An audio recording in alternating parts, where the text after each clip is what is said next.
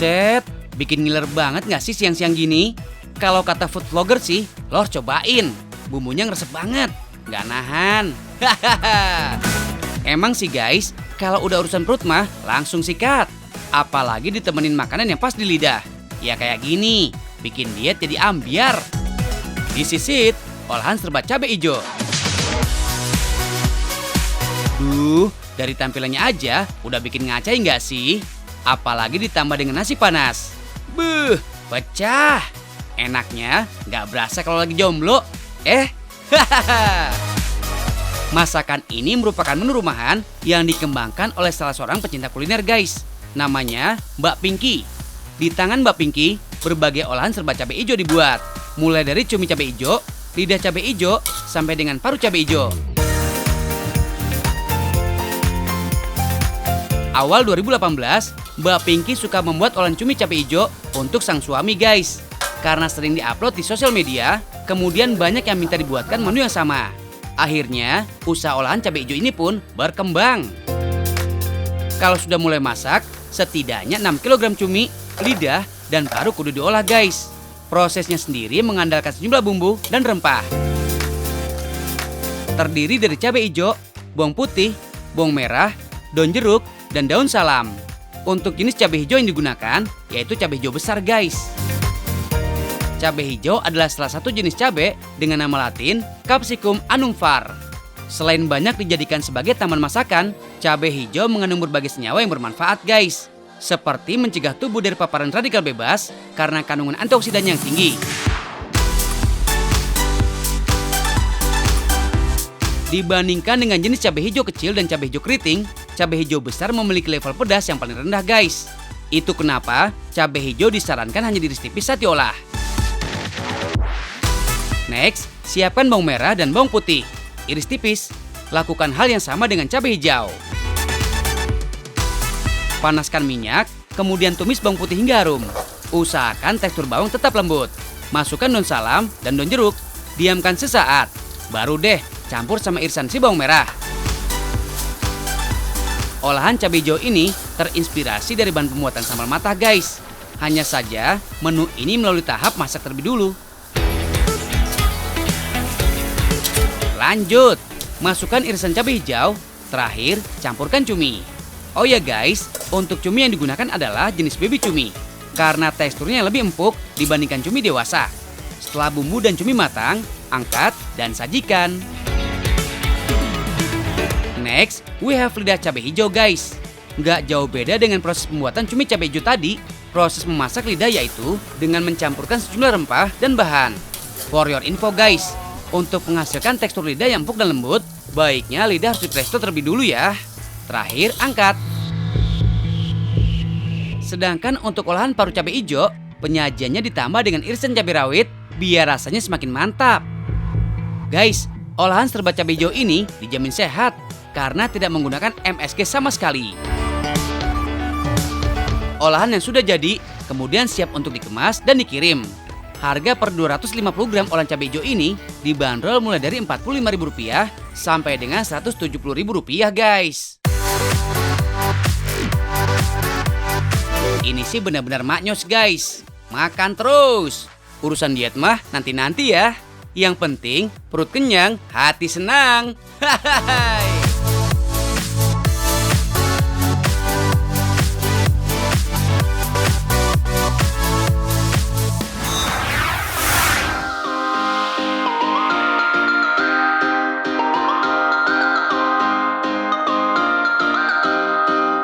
Siapa yang suka olahraga ekstrim? Yap, para layang. Wajibnya, olahraga yang satu ini lepas landas dari lereng bukit atau gunung guys. Jelas, pemandangan kalian gak jauh-jauh dari bukit, gunung, bahkan sawah. Tapi, kalau yang ada di daerah Yogyakarta ini, kalian juga ngeliat lautan yang luas banget.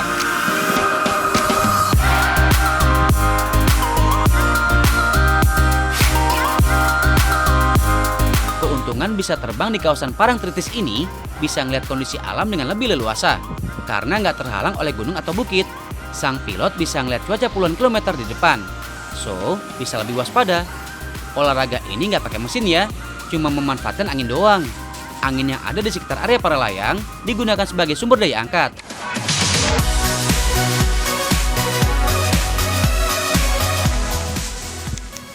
Mau nyobain tapi takut? Jangan guna-guna gitu guys. Bagi pemula, kalian masih bisa tandem kok, alias terbang ditemani pilot yang udah mahir dalam hal perparalayangan. Hahaha. Gak cuma perlu pakai helm dan memastikan harness sudah terhubung dengan tubuh kalian. Dan yang terakhir, lari. Hahaha. Kita udah di udara guys.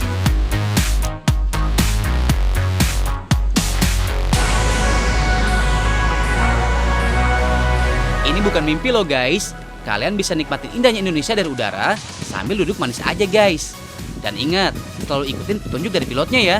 Soalnya, cuma satu masalah yang dihadapi kalau udah terbang di udara kayak gini, yaitu nagih. Hahaha.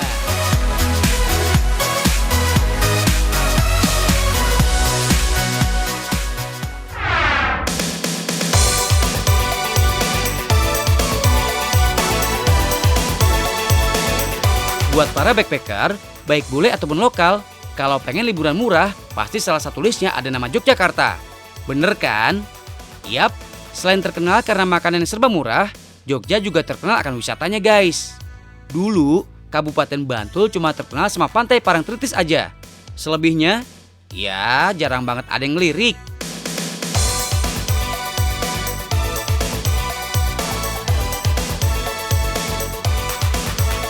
Tapi sekarang, kalian nggak boleh memandang sebelah mata beberapa destinasi wisata yang ada di Bantul guys.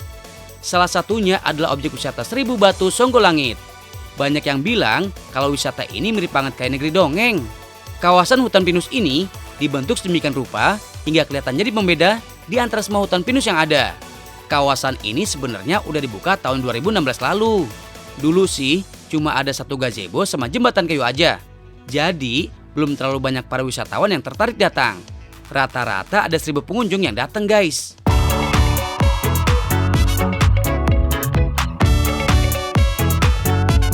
Saat masuk ke kawasan objek wisata seluas 2 hektar ini, kalian akan disambut dengan sebuah gapura yang layak dijadikan tempat buat foto-foto. Di samping kanan, berjajar pondok-pondok yang terbuat dari kayu. Nah, ini jagoannya. Ini yang jadi alasan kenapa kalian harus berkunjung ke sini.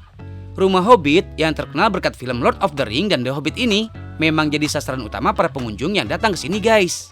Selain rumah Hobbit, ada beberapa spot foto lainnya. Misalnya, bunga raksasa Taman Seribu Batu. Kemudian, replika kupu-kupu raksasa dari ranting kayu tua. Ada juga aneka rumah panggung mini dan rumah kerucut dari akar serta dahan kayu.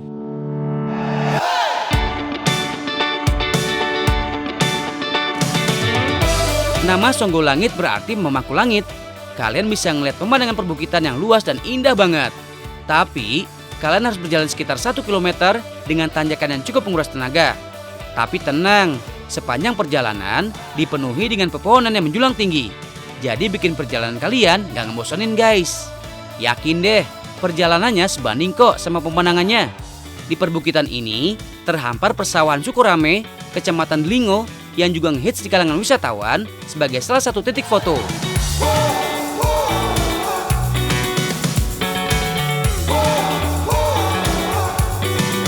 Selain bisa buat naikin likes dan nambah followers di Instagram, Jogja sebagai salah satu tujuan wisata punya wisata edukasi loh guys. Di Dusun Kenteng, Desa Wonokerto, Kecamatan Turi, Sleman, termasuk salah satu dusun penghasil salak di Indonesia. Tapi, kalau kalian berkunjung ke sini, gak cuma kebun salak aja yang bisa kalian temui. Ada juga wisata edukasi serba salak. Di sini, kalian bisa keliling kebun salak, plus memanen salak-salak yang udah matang ya guys. Salak atau Salaka edulis termasuk buah yang cepat berkembang di daerah tropis seperti di Indonesia. Selain di daerah tropis, salak ternyata juga bisa berkembang di daerah Amerika Selatan dan Eropa Timur loh. Yang unik sih, masyarakat Eropa dan Amerika menyebut salak dengan sebutan snake fruit karena bentuk kulitnya bersisik seperti ular. Hahaha, ada-ada aja ya guys.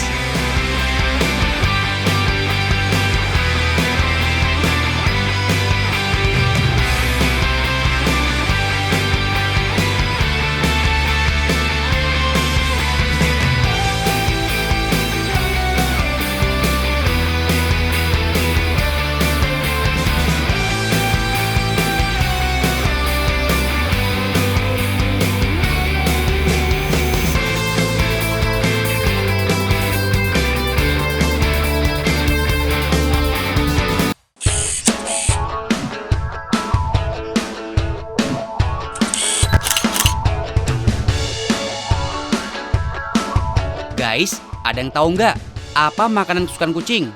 Ikan, ayam, atau bakso? Woi, bukan. Jangan pernah sentuh bakso ya, Pus. Kalau itu kesukaan kita banget ya, guys. Guys, coba lihat dulu nih. Kang Teddy lagi mau eksperimen. Sebagai pecinta kucing, penting banget untuk tahu makanan favorit mereka. Karena seperti halnya manusia, kucing juga bisa bosan loh kalau dikasih makannya yang itu-itu aja. Makanya, kali ini Kang Teddy mau coba masak khusus untuk kucing-kucing yang lucu. Udah ada beberapa bahan yang disiapin nih. Ikan, dada ayam, sashimi tuna, kacang edamame, bayam Jepang, dan katsuobushi. Eits, pada tahu nggak sih apa itu katsuobushi? Jangan terkecoh dengan bentuknya yang seperti serutan pensil ya. Makanan awetan ini terbuat dari ikan cakalang. Biasa digunakan sebagai pelengkap, terutama dalam hidangan khas Jepang.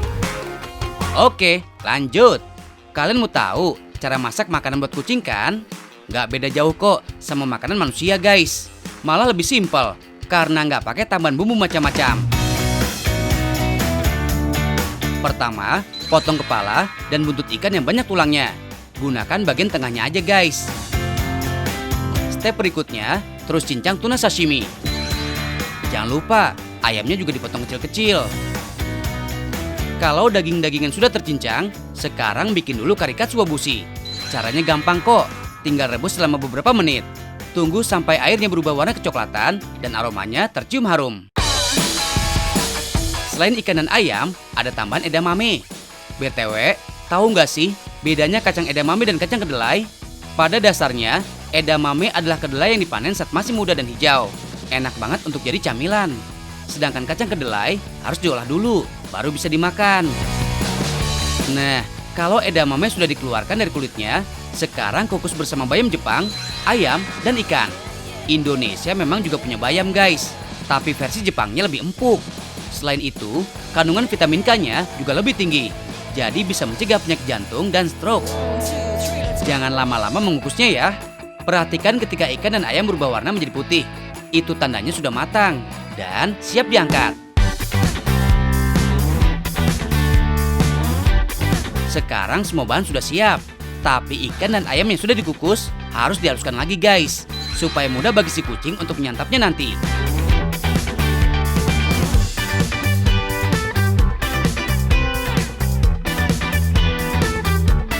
Kalau beneran udah siap, baru udah di plating.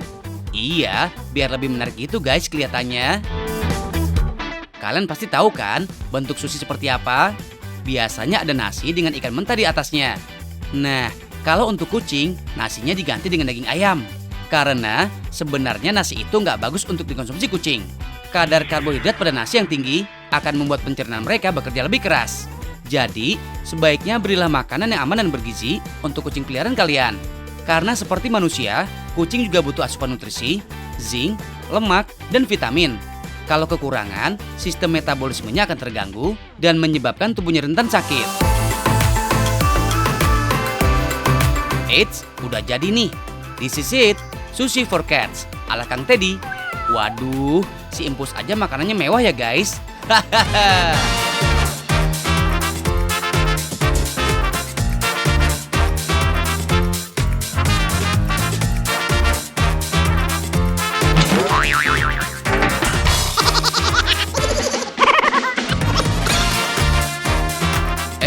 Loh, kok pada nggak mau ya? Masakannya Kang Teddy nggak enak kali nih. Kok nggak ada yang nyentuh sama sekali? Cuma si Boba aja yang lahap nih. Kucing jenis pink yang lincah banget. Tapi nggak heran sih guys, karena faktor kebiasaan juga mempengaruhi cara makan binatang peliharaan. Kalau biasa dikasih cat food, mereka jadi rada kaget ketika mencoba makanan yang lain. Karena rasa dan aromanya nggak familiar. Seperti kucing-kucingnya Kang Teddy nih. Karena biasa makan cat food kering, sekalinya dikasih sushi begini, jadi nggak minat. Tapi, semua tergantung sifat kucingnya juga. Tetap ada yang penasaran kayak si Boba ini kok. Atau mungkin juga si Boba emang lagi lapar berat kali ya. Sementara kucing yang lain pada so gengsi karena takut dibilang rakus. Hahaha.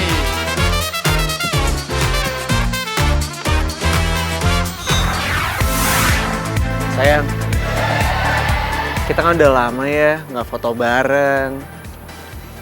kompakan, pakai baju yang samaan gitu. Kayak orang-orang di foto bareng. Boleh kali sekali-kali kita fitting baju nih biar pas bajunya. Ya nggak? Karyo, jadi nggak sih fitting bajunya? Jadi, Ngomong sama kucing aja romantis-romantisan. mohon maaf nih. Yang nemenin gue tiap hari siapa? Benny, Ya udah, yang tidur sama gue siapa? Benny, Nah, bagus loh. Yang ngelus-ngelus gue siapa? Benny. Yang ngelus-ngelus gue ke Benny. Gimana sih? Masa Benny ngelus-ngelus gue? Ya udah jadi kagak? Jadi dong. Ayo. Ben. Hei. Kita romantis-romantisnya sekarang aja ya. Kita sambil nyobain baju. Ya.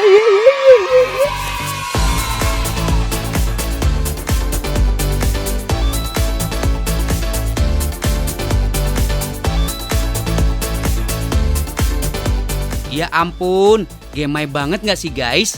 Lucu-lucu parah ih. Pada mau kemana sih kalian? Hahaha. Gokil guys. Sekarang tuh nggak cuma manusia aja yang bisa kegayaan. Kucing-kucing juga nggak mau kalah centilnya.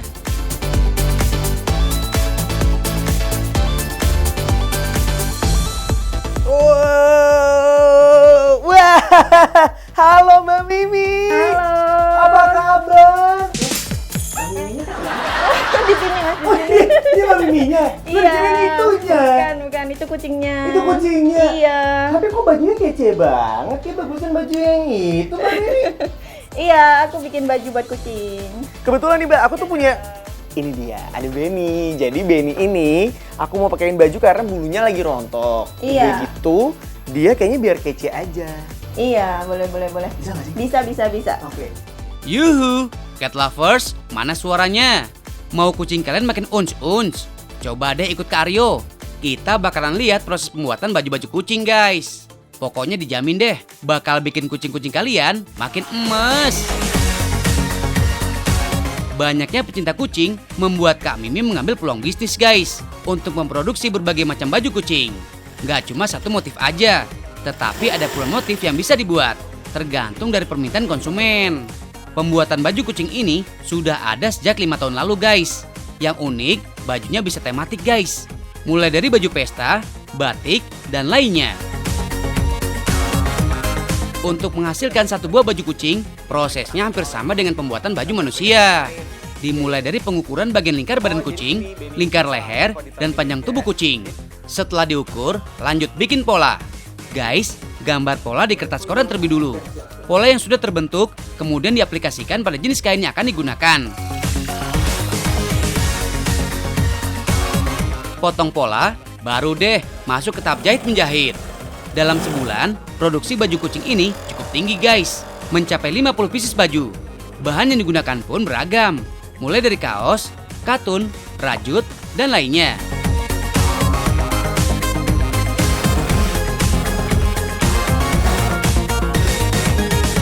Memakaikan baju pada kucing kalian nggak cuma bikin mereka semakin gemes loh, baju juga bisa melindungi mereka dari cuaca yang ekstrim. Jadi sebenarnya kalau dilihat memang cara bikinnya tuh sama kayak bikin baju buat kita sebenarnya. Iya, sama aja sebenarnya. Cuman polanya aja. Oh, polanya beda. Dan ini versi miniaturnya sebenarnya, Iya, ya nggak versi sih? mininya. Versi mininya, karena kalau Iya. dilihat, sorry Mbak, nih, ini udah jadi nih. Iya, udah jadi. Hah, udah? Nah ini versi jadinya, ini kalau bisa dilihat ya, emang benar-benar ada lengannya, ada kerahnya, kemudian juga untuk memudahkan, jadi dia pakai kayak kancing cetet, apa ya namanya? Kancing cetet. Bener kan ya, Iya. kancing cetet gitu, jadi gampang dipakainya. Di bagian belakangnya bisa kita lihat dia ada kayak ada pola terpisah gitu. Cuman bedanya ini bagian bawahnya kayak lebih panjang belakangnya supaya nutupin bagian Iya. bawahnya ya.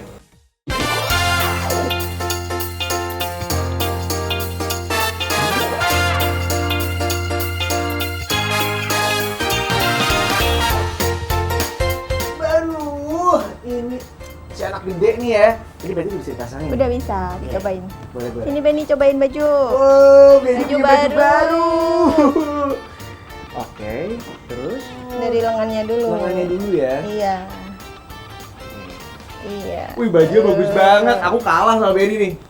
Tinggal Oke. dikancingin. Boleh. Oh. Aduh, aku kalah nih sama kamu nih. Aku permisi. Oke. Wow, Benny udah pakai baju sekarang. Ih, pas banget lagi. Nih, kita lihat ya.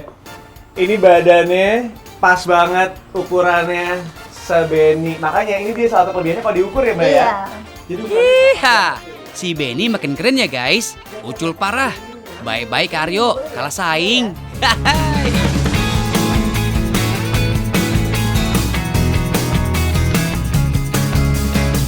Tips guys, buat kalian yang pengen membuat baju kucing sendiri, bisa banget. Hanya menggunakan kaos kaki, proses dimulai dengan melubangi dua sisi kaos kaki, kemudian potong bagian belakang kaos kaki. Usahakan jenis ban kaos kakinya yang lembut ya guys.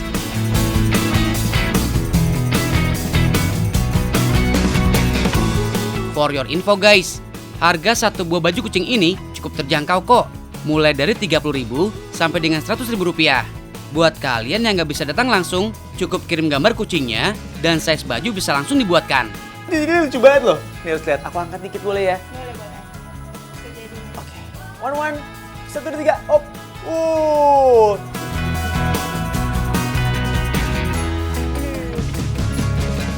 Kayaknya pulang dari sini nggak cuma pulang membawa baju, tapi pulang bawa kucing juga. Soalnya lucu banget ya satu ini, gemes abis. Tapi mudah-mudahan kali ini liputannya bisa memberikan inspirasi juga buat teman-teman yang ada di rumah yang sekarang mungkin punya hewan peliharaan, baik itu kucing, anjing, kelinci gitu ya. Iya. Itu tuh sebenarnya bisa dipakein baju dan bisa banget dijadikan bagian dari keluarga kita. Jadi kalau lagi lebaran gitu ya, bisa foto bareng dengan baju yang sama, matching gitu ya kita semuanya. Atau juga kalau misalnya mau, di setiap hari dikasihin baju. Supaya, iya, kelihatannya cantik aja kucingnya ya nggak sih? Dan ganteng tentunya. Oke, kalau gitu terima kasih banyak Mbak Mimi. Maaf banget udah ngerepotin main-main kesini. Boleh ya. Abis ini aku bakal borong banyak soalnya Oke, buat baju siap-siap. Benny. Baik, terima kasih banyak. Jangan lupa juga nonton Tahu Nggak Sih setiap hari Senin sampai dengan hari Jumat jam 1:30 siang. Cuma di Trans 7. Sekarang aku mau cabut dulu ya. Mbak, itu apa sih? Kalau baju kayak gitu tuh gimana? Ya, Mas, jangan dibawa pulang.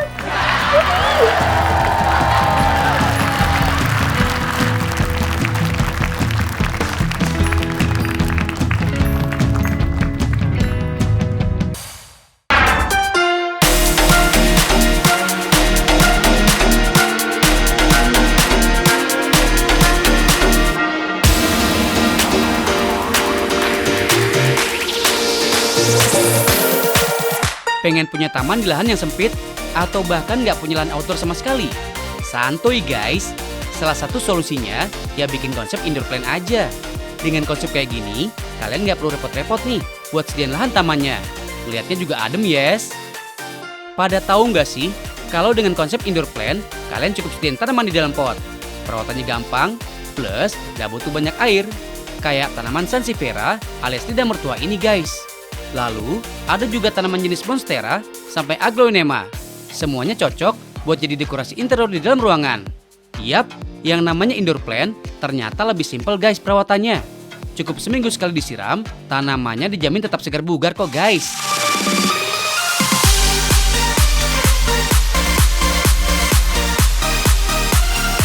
Eits, tapi tunggu dulu. Tahu nggak sih, kalau konsep indoor plant nyatanya nggak cuma bisa diterapin di rumah-rumah aja. Nah, di Makassar, Sulawesi Selatan, ada sebuah kafe yang tampil beda dengan konsep indoor plant-nya, namanya Mark Trees Cafe. Total ada sekitar 10 jenis tanaman nih guys, yang dipelihara di dalam kafe. Ada yang tertanam alami di permukaan tanah, dipajang di meja, sampai digantung. Pokoknya rame deh guys sama yang hijau-hijau. Hahaha. Kalau ditanya sensasinya, jadi berasa lagi di taman indoor gitu guys. Sejuk dan adem. Nggak cuma mengisi interior kafe ya guys. Sederet tanaman yang ada di sini juga punya segudang manfaat loh. Sebut aja kayak tanaman sansevieria atau dikenal dengan julukan lidah mertua ini guys. Pada tahu nggak sih kalau tanaman lidah mertua ini berfungsi untuk menyerap asap rokok loh. Terus kalau tanaman monstera yang berjenis deliciosa ini punya manfaat untuk meningkatkan kualitas udara di dalam ruangan. Mantap deh. Bikin mata adem, udah. Sekarang saatnya bikin perut juga adem.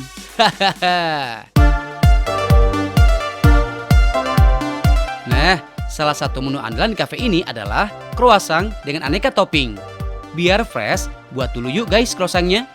Ayo tebak, asal negara dari pastry lezat ini? Hah? Perancis? Anda salah kisanak. Tahu nggak sih, Kalau ternyata croissant bukan berasal dari negara Prancis loh guys. Jadi secara historinya, roti croissant diciptakan oleh seorang perwira artileri Austria bernama Augustus Zang, tepatnya pada abad ke-17 guys. Nah, baru deh pada abad ke-18-nya mulai diperkenalkan di negara Prancis. Ngomong-ngomong soal Prancis, ada yang unik nih dari croissant asal pusat mode ini. Kalau kalian taunya croissant dibuat secara handmade, ternyata di negara Prancis 85% croissantnya udah dibuat secara massal dalam sistem industrial alias dibikin pakai mesin guys. Ini dia croissant yang siap dipanggang.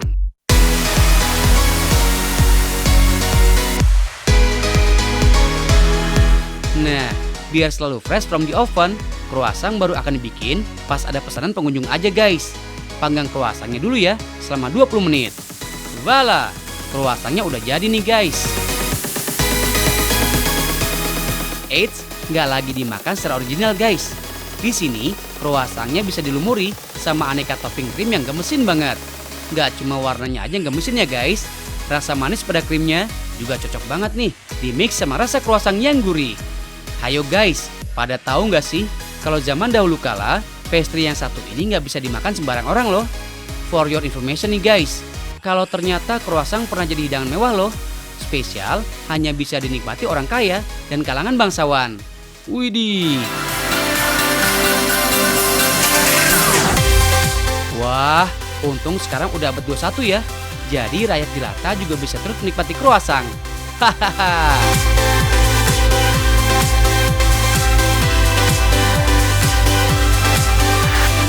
Gimana nggak homey coba?